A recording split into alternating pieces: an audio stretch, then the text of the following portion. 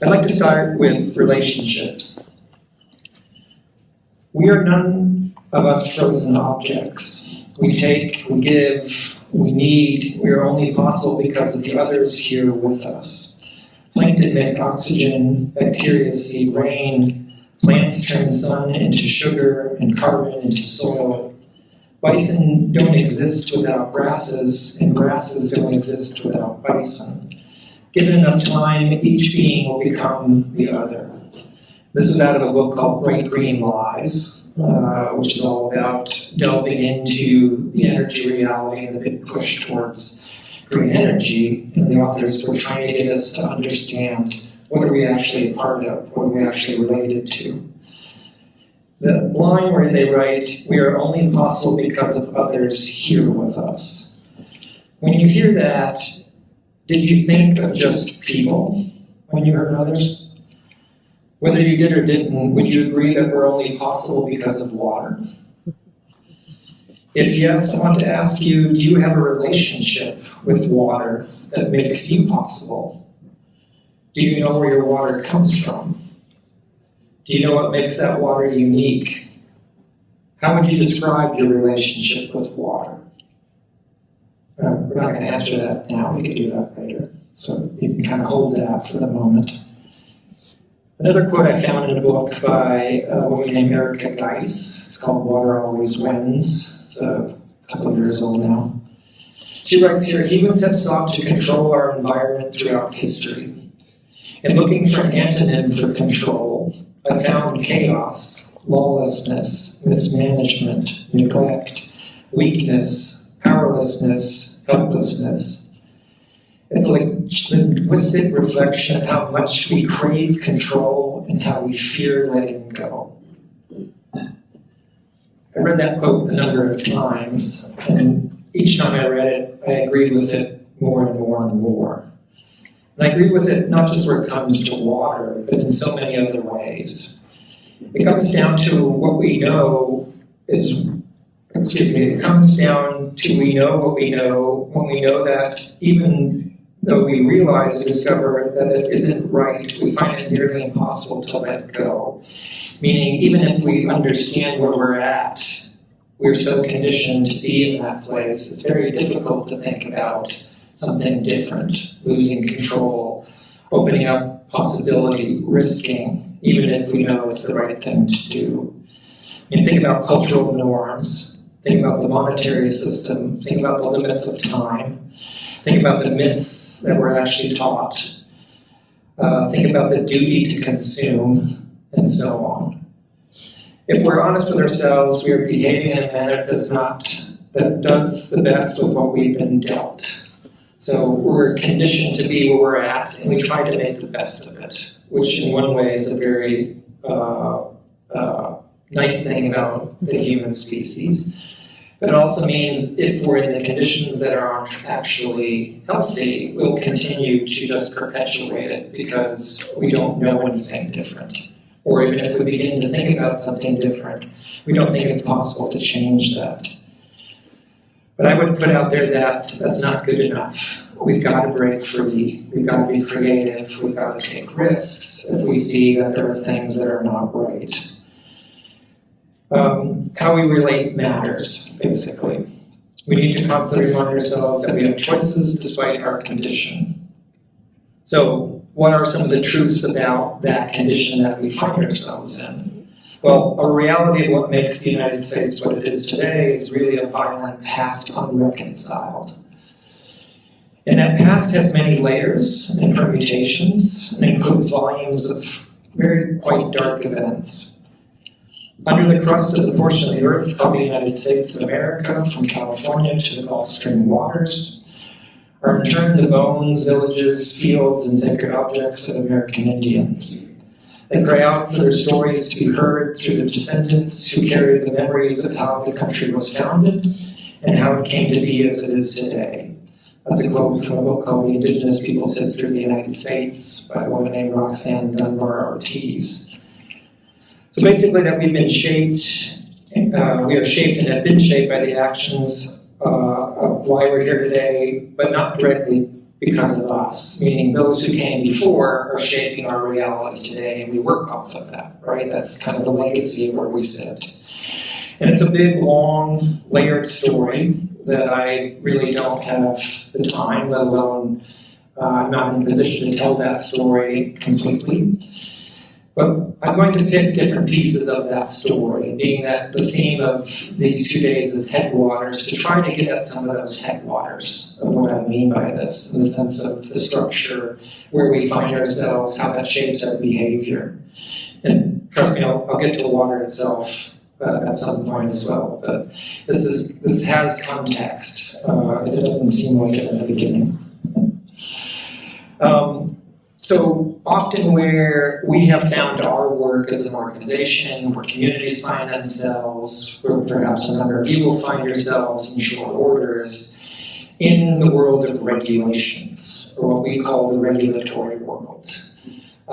This is largely where a lot of environmental work sits. It's also where a large amount of activism sits. It's a large amount of where legal representation sits when it comes to this stuff. And the basic function that we learned over time around the regulatory world was it was really an apparatus that very often works to regulate us. Even though the conception is that it feels like it's supposed to be regulating those who are utilizing or benefiting from the regulatory system. What I mean by that is, in our world at least, you have corporate applicants that are looking to do a particular project. In order for that project to legally proceed, they must get the permit. In that process, they'll have to fill out an application and go through the process then of having that application evaluated to see if it meets the standards of whatever it's been defined to have met. And this is largely where we interact then, whether it's the agencies, whether it's the community, whether it's the legal entity like ourselves. We participate in this system. Maybe not often thinking about the name of the system itself even. It's a permitting process, meaning it's about permitting something, often without questioning whether the thing itself should even happen at all. And that's one of the first sort of limitations, I would say, that system provides, is it doesn't leave the opportunity to even consider whether something should proceed. Because legally speaking, they've already set up a system for it to be considered, meaning it's seen as a good, as a benefit. And therefore, we're going to put a system in place to make sure somehow that operation of the factory farm or the timber operations or the fossil fuel extraction happens in a particular way. In that process, though, if you are participating in it from the standpoint of saying this isn't a good idea, you may approach it in a very complex way. Meaning you're looking at the environmental impacts, you're looking at the social impacts, you're looking at the economic impacts, the quality of life. You can have a list of 20 different things. When you begin to discover those, very often the regulations narrow down the scope of what needs to be considered. And therefore the other matters, though you can voice them, aren't really part of the administrative record that is considered to then decide whether or not the permit gets issued. So you immediately have a limitation of what it is that this particular thing is really going to mean to the community. And when I say community, I don't mean just the people. I mean the ecosystems that people are connected to, that people are a part of, the broader community. And so in that process, you begin to see, if you start to analyze it, how limited it is, because it's all predicated on making sure that that thing happens. And by narrowing it also, you also reduce the value of what it is that's supposed to be considered, because the legal system is only paying attention to what we may call a single regulatory point. You know, how much waste is going to be discharged, how much water is going to be used. Whatever they think is of the highest value in that particular operation, that's typically the one thing that's focused down on. There may be other layers of things that are less consequential, but they'll look at kind of the biggest sort of impact. The other upstream reality, though, is the regulations often come from legislation that's written by the industries that those regulations are supposed to be regulating. Meaning the fossil fuel industry will often write its own regulations. The pesticide industry will write its own regulations. So you have the corporate actors themselves drafting up the laws, working then with legislative bodies then to adopt this, of which then the agencies are there to administer it. So you begin to see that things are maybe fixed, to view things in a particular manner that often don't take into consideration the community, let alone the community in the standpoint of the ecosystems, including, let's say, water itself. So we start to begin to see that maybe the value system isn't what we thought it was when we start to sort of pull apart that regulatory world itself. That it isn't a way in which we can really affect deep change, but in some ways we become complicit to that historical reality of what's come before. And we're told that this is where we do our activism, or this is where we do our best work, or this is the best we can do within that structure, so let's do the best we can. Nothing wrong with that, but if it's limited in the fact that when you start to look at the cumulative reality of it, it should be sending off alarm bells that perhaps there could be a different way. One of the books I mentioned at the beginning is a book called Poison Spring, which was written by a gentleman who was at the EPA for 20 plus years, largely looking at the pesticide world, but also looking at the inner workings of that particular agency and the interface of governmental agencies and corporate entities when it came to trying to do environmental protection. And it's a very revealing look at sort of that inner workings about how, in some cases, very little environmental protection had been happening for the various reasons that he lays out. And so a quote from his, I think, forward in the book, he says, "Far from simply making a narrow case against pesticides, the book offers a broad overview of the failure of the environmental protection in the United States over the last 75 years. The same period, ironically, that some consider to have been the heyday of environmental regulation." So what he's referring to, of course, in the late 60s or the 70s was when a lot of the big environmental laws at the federal level were put into play. You know, the creation of the Environmental Protection Agency, the Clean Water Act, Clean Air Act, all of those things became sort of the seminal environmental laws. But then, of course, if you start to look at the various statistics out there where we sit environmentally, it should call into question whether or not those things are really working. Or maybe were they working the way that they were designed to work, but we were told that they were going to work differently, meaning maybe our orientation, our relationship we put into place wasn't what we thought. Because most of those are written in the sense of the human interaction to the environment, the human benefit, whether it's about commerce and industry, whether it's about recreation, it's always coming from the human perspective. So even the good stuff that we try to do is largely about what is the human benefit from it.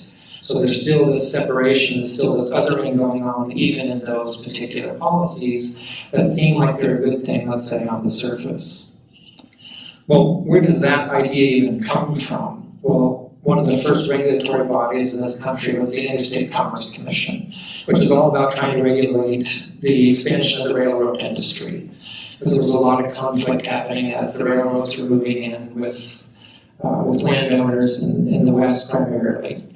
And so they designed this regulatory body to supposedly regulate the railroad industry. But there's a great quote from people of the time talking to what this actually meant.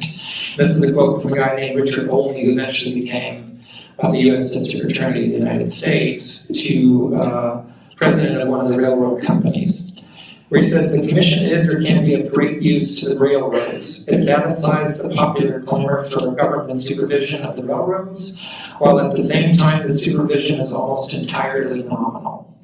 So it's an admission that the regulatory body was put in place merely to be a buffer between the people and the large economic interests.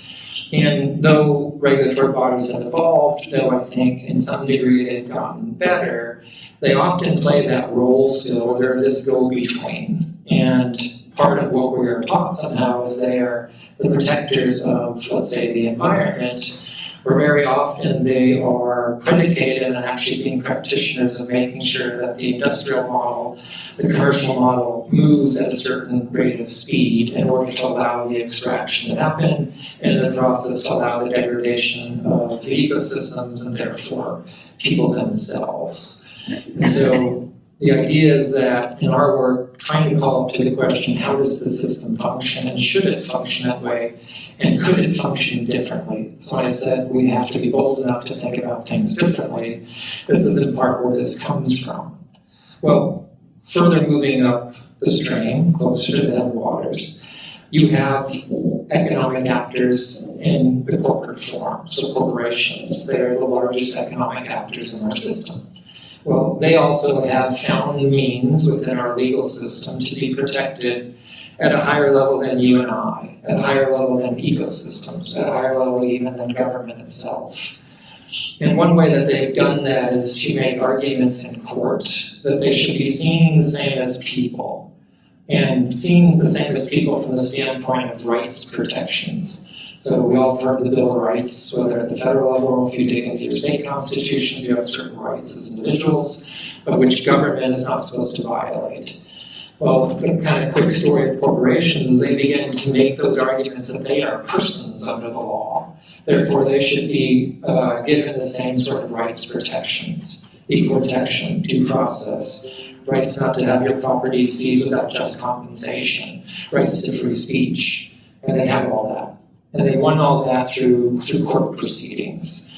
And to give you sort of the difference between sort of the corporate evolution of rights to that of people, there's a great quote from a guy named Adam Winkler who wrote a book called We the Corporations, where he says corporations did not win their constitutional rights in quite the same way as women, racial minorities, or gays and lesbians. To achieve lasting constitutional change, scholars say, required more than just judicial victories. These movements also had to change public opinion. So think about, what you might know historically about our movements. They were not easy undertakings, right? There was a lot of cultural change, a lot of work that had happened to eventually change policy or change constitutional structures. Well, corporations didn't have to go through that.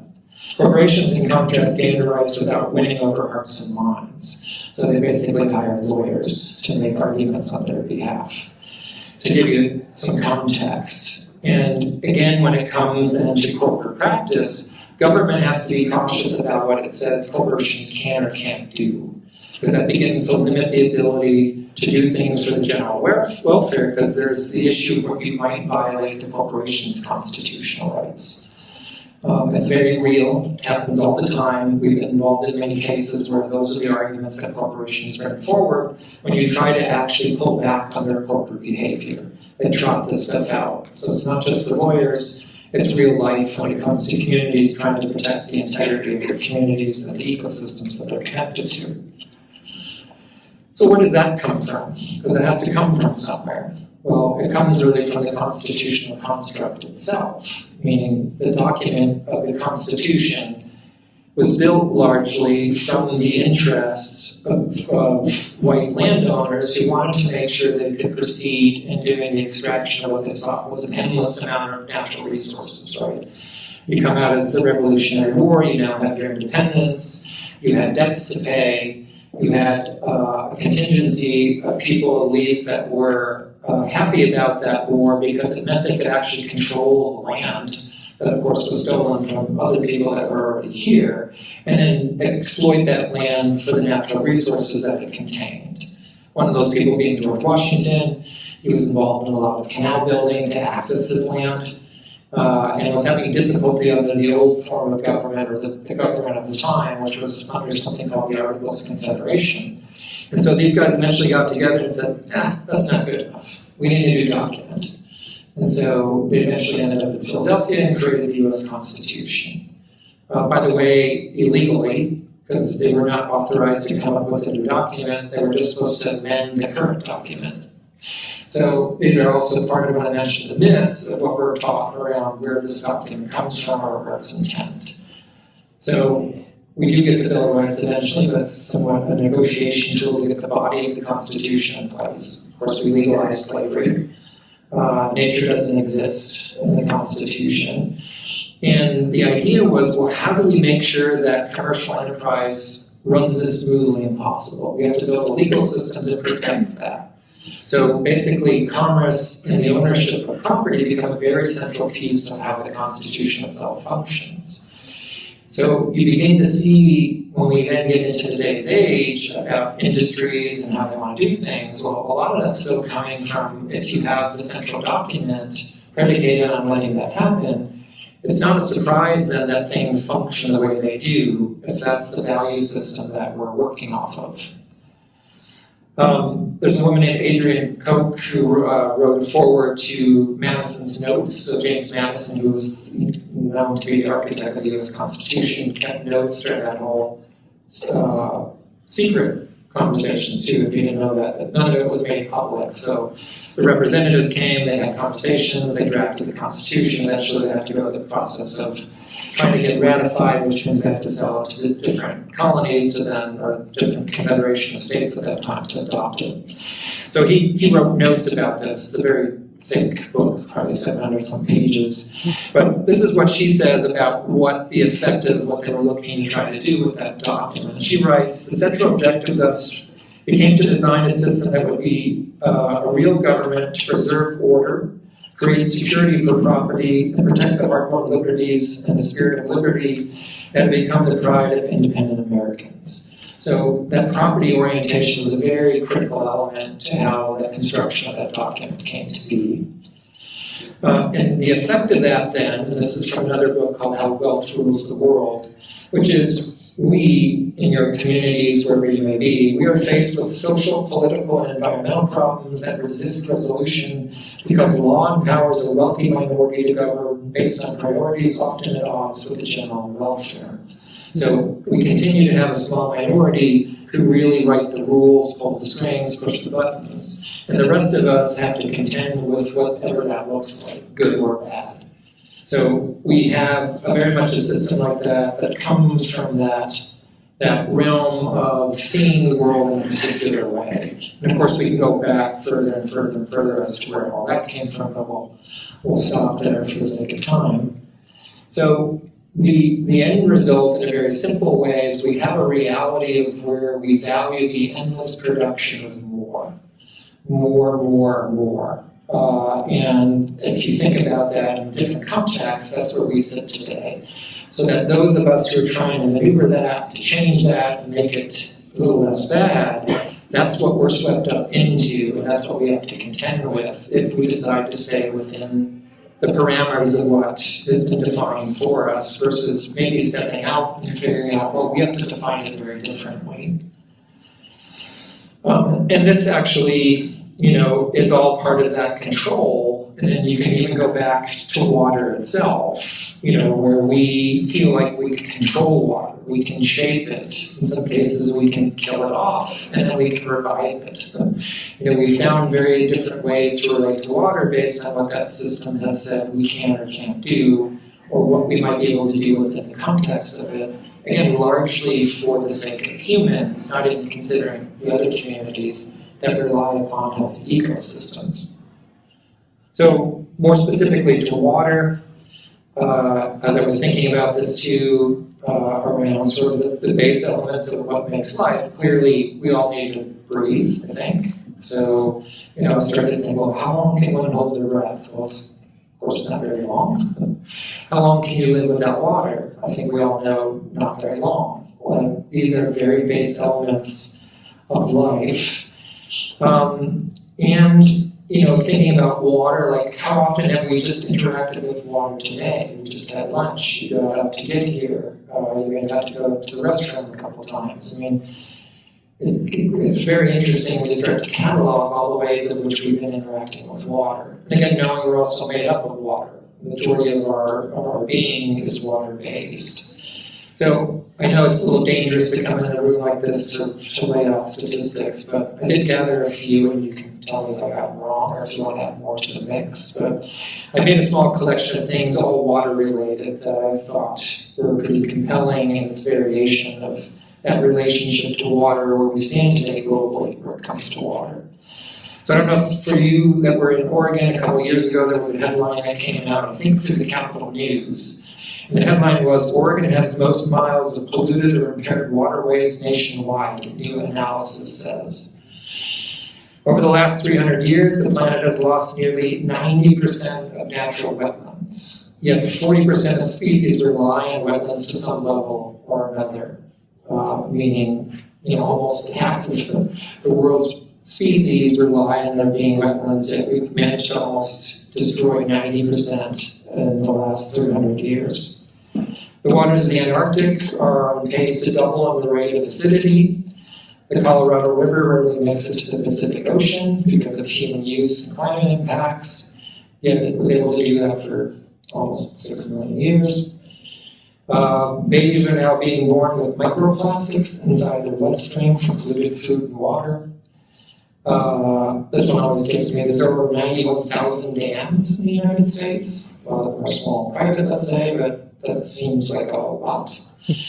I think about where I live in Spokane, Washington. I live not too far from Spokane Falls. And for thousands and thousands of years, it was an amazingly prolific salmon run of Chinook salmon up the Columbia River water stream, where a lot of, again, native people would gather, and that was the main sustenance for people of that particular region. Well, how many salmon do you think run up the Spokane River to the falls today? 0, because of dams. So there's no way for the dams or the fish to pass the particular dams on that stretch of the river.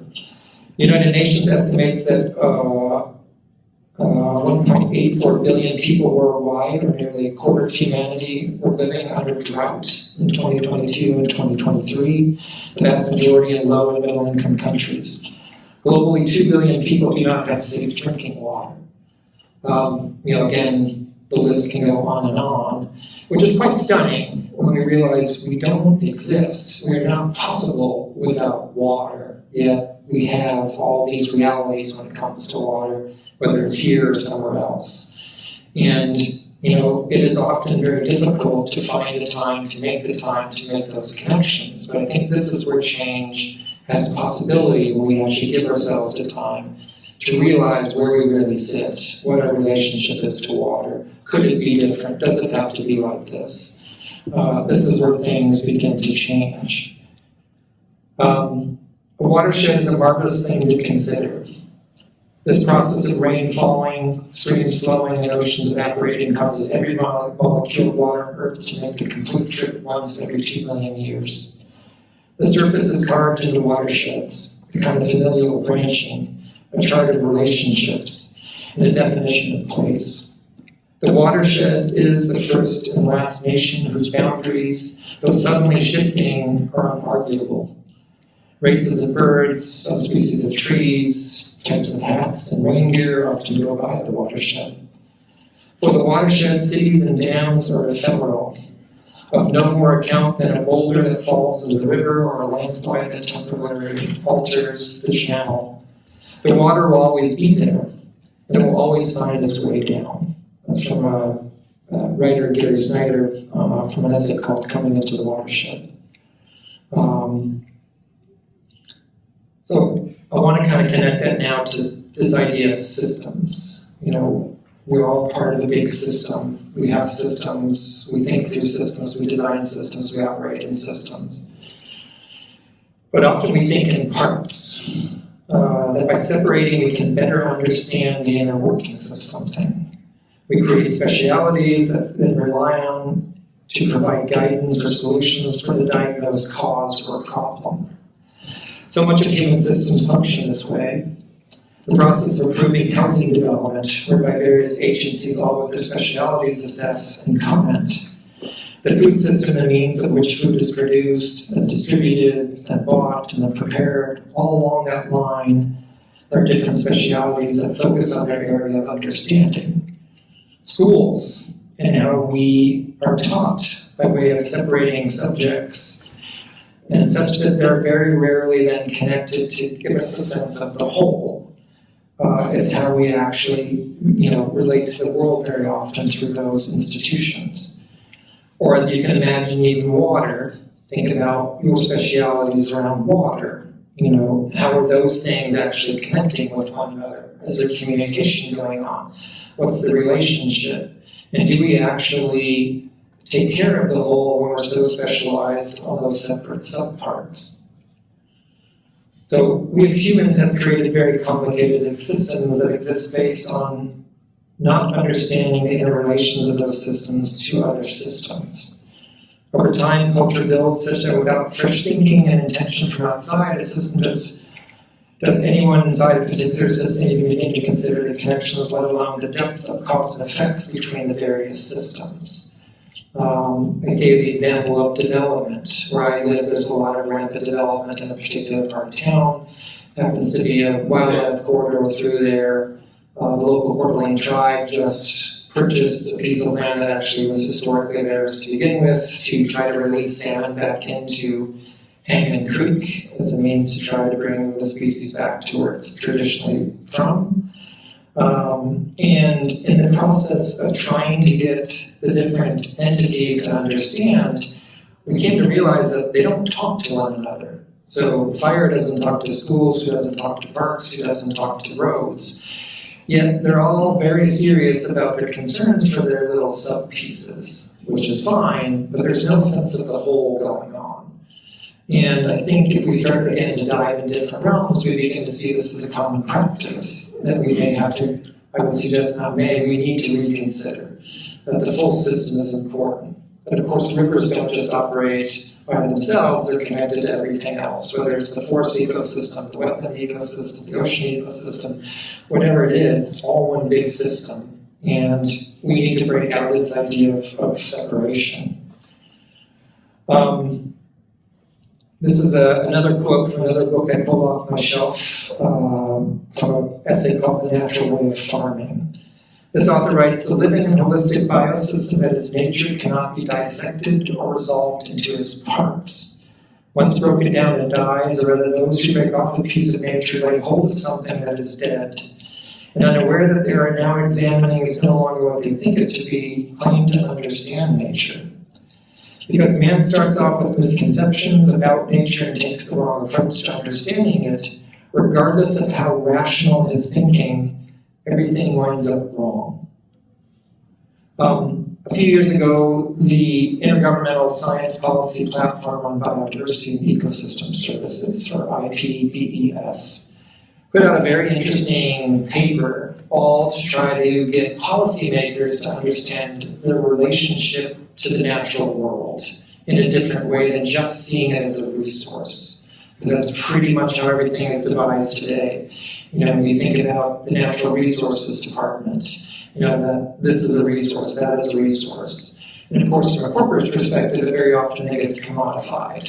It's no longer a forest, those are just trees, those are commodified items for that particular industry, as an example. And so they were trying to get this orientation to change. And what they came up with is a very interesting approach to trying to do that. And the way that they described it was that we, meaning humans, are living from nature. If we pause there, that's largely what we've been doing, unfortunately in ways that have been very destructive to the natural world, that we've been taking, or living from, which you can also say we're taking and not giving back, let's say. The other thing that they bring in is that not only do we need to live from nature, so it's not about excluding human communities from the fact that they're part of the ecosystem. So the from part has always been there. We know it needs to be there. But we also live in nature. We live with nature. And the one I think that's very difficult to get to, but I think is quite critical to get to, is we're living as nature. We're not some other species from somewhere else. We are nature. But we've convinced ourselves we are something else, we're separate, and very often we considered ourselves to be superior to the very systems that actually keep us alive. And so their approach is to see, could we get policymakers eventually to see the natural world in a very different way than we do today, by using that living from, in, with, and as approach as a means to do so. And I find that very compelling, and we as an organization have been trying to also use as a means to get people to understand the relationship to place and one another. Again, a natural sort of water perspective, this is from a book called Coming to Our Senses by a woman named Vicki McCabe. She says, in complex systems such as river deltas, the whole is more than the sum of its parts. The Mississippi Delta is a single ecosystem, and every component of its river's branching structure. The spring rains and nutrient-rich sediment that feeds its plants influences every other component. So again, if we look to how natural systems work, maybe there's something for us to learn in how we devise our human systems in conjunction with that. So, in this idea of relationship, what does that mean? How does that come to bear in our line of work that we're involved in? I have 3 examples that I'll try to be quick with. One is really this idea of rights of nature. So, in a legal perspective, nature is basically property. Nature is a thing. Nature is not seen as sentient. Nature is not a holder of rights under most legal structures in the world. So, as you can imagine, if you could other it, just like people were othered at a period of time, you can devise laws that benefit those who make the laws despite the impact to those of which the law is affecting. So, I was speaking somewhat abstractly about slavery. There was a period of time when African Americans were property under the system of law, to the point that if you murdered a slave, it wasn't murder, it was property damage. That's how the legal system saw it. And that is basically how it sees nature today. It sees it as a thing. And so rights of nature came about to actually see, can we reorient our way around the natural world from a legal perspective that actually sees nature as a holder of rights? Can we use that as a means to protect the ecosystems that keep us alive in a different way than we do through the regulatory structure? And so in our line of work, we have a small community in rural Pennsylvania that decided to put a new law forward that said nature has rights. And the reason they did that is they were cited for a lot of toxic waste disposal. That the state was authoring more toxic waste coming into the community that they didn't want. That they had seen the cancerous effects, very high cancer rates where they were living. Didn't take scientists to understand that there's direct correlation going on here, and therefore enough was enough. And so they said, well, we need a different kind of lawmaking structure, one that actually sees the natural world very different, that we're a part of it. We need to be in a position to protect it to a higher level than the current legal system allows for us to do. Well, by doing so, that eventually led to Ecuador considering that in their new constitution they wrote in 2008. So they became the first country to constitutionalize this idea of rights of nature. So if you look, at least judicially speaking, you see more and more cases coming in defense of the ecosystem against human ingenuity towards things like extractive mining operations that would have very damaging effects. Again, not only to the ecosystems, but all the communities associated with that, including the human communities. So it's a very different sort of orientation to people in place. At least within the construct of how Western law works. Of course, you start looking at First Peoples, it's not that foreign. Of course, they already have a very different sense of people in place. But the way that most legal systems function today, that is not the case. There's still this othering, the separation of the natural world and human endeavors.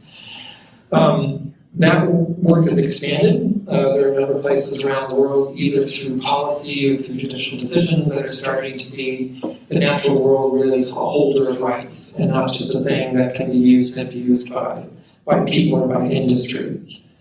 We've been involved in that work for 20-some years. We've seen it grow, we've seen it get some traction, take some roots. But there's, I think, more that needs to be done. And so we've sort of shifted this idea that there's more expansion in the world really of cultural change that is necessary beyond just changing policy. That you have to get people to understand this, to relate to it, to want to do something about it.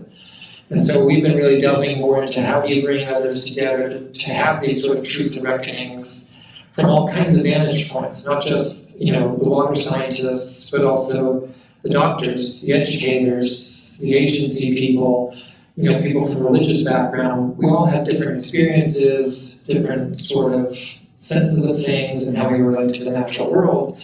And in a lot of those cases, we keep doing things that are abusive to the natural world because of the way that we approach things. And so we've been working quite a bit on bringing these different voices together to say, well, there could be a different way, but first we have to reckon with our realities, whatever those realities are, and hear that from one another. And perhaps coming together, things could change for the better, both for humans themselves, but as well as the health of these ecosystems. In the rights of nature world also, we're working with a number of wetland scientists from around the world who have become very strong advocates for the rights of wetlands. They've created their own declaration. They're working out in different places to try to get a policy in place. And I find it very interesting because it's people within the science realm who are often told, don't touch policy, that's up to the policymakers, actually getting intimately involved in trying to affect policy. Because guess what? They've been operating under deficient types of policy for years and years and years and realize it's a dead end. We have to change it, and we have to become advocates for it. So I want to bring that example up, especially with you in the room here, that there are points where you don't have to feel like you have to step aside, or you can actually step up. And I think this is a great case of an area of people who aren't quote unquote seen as activists or environmentalists in sort of that thematic way, but practitioners who see that the realm of which they're working under is deficient. And we might be able to change that. And so it's been very fascinating to see the evolution of that happening. And then locally, just south of you in Lane County, there's a group of people working on a rights of watershed initiative, protecting the watersheds of Lane County from that vantage point of seeing that the ecosystem has rights, that people have certain rights where it comes to water. That's really trying to go up against the current structure of how water policy and water law works, to try to change the conversation, to try to change the orientation, to try to change the relationship that we have with water that is so critical for us to be alive. And that's under the Protect Lane County Watershed Initiative. They're attempting to get this on the ballot in 2025. So it's a smattering of what's happening when people decide we can do it differently, we can relate differently. Ultimately, it's going to come down to having a movement orientation. It's going to need the same sort of components that other movements have had if it's about transforming the system in the way that the system is crying out for. And that means realizing what it takes to get there. Building democratic movements is not easy. It rarely happens, not only in this country, but in other places. But it is possible. And I think it becomes possible by having conversations, challenging one another, relating to one another in different ways, and understanding how our different communities are actually more connected than they are separate. That's where the possible starts to emerge. One of the quotes I pulled, which was from a book called The War of the Flea, sort of defines some two key elements to how movements or ultimately revolutions come to bear. And he writes here, the will to revolt, so widespread as to be almost universal today, seems to be something more than a reaction to political circumstances or material conditions. What it seems to express is a newly awakened consciousness, not of causes, but of potentiality. So what is the potential, right? Because we all live under certain conditions, certain circumstances, but what is the potential for things to be different, is what the author's putting forward here. And then he says, it is a spreading awareness of the possibilities of human existence, coupled with a growing sense of the causal nature of the universe, that together inspire, first in individuals, then in communities, and then in entire nations, an entirely new attitude toward life. So can we reorient it? Can we have a different connection to what it is that we're already connected to in a very different way than we've been conditioned to have today? And that is when transformational change has the possibility of happening. And I think it can happen if we begin to actually challenge ourselves, challenge others, and actually say it could be different than operating in the paradigm that we've been given. I'm going to finish with what may seem like a little bit of a bizarre poem. It's a little bit morose, but that's kind of his writing style, which I think is somewhat fitting for the time we're in. But I mentioned James Wright had a collection of poems called Above the River. And this poem is called Small Frogs Killed on the Highway. Still, I would leap into the light if I had the chance. It is everything the wet green stalk of the field on the other side of the road. They crouch there, too, faltering in terror, and take strange wing. Many of the dead never moved, but many of the dead are alive forever in the split-second auto headlights, more sudden than the driver, then their drivers know. The drivers burrow backwards into the dark pools where nothing begets nothing. Across the road, tadpoles are dancing on the quarter thumbnail of the moon.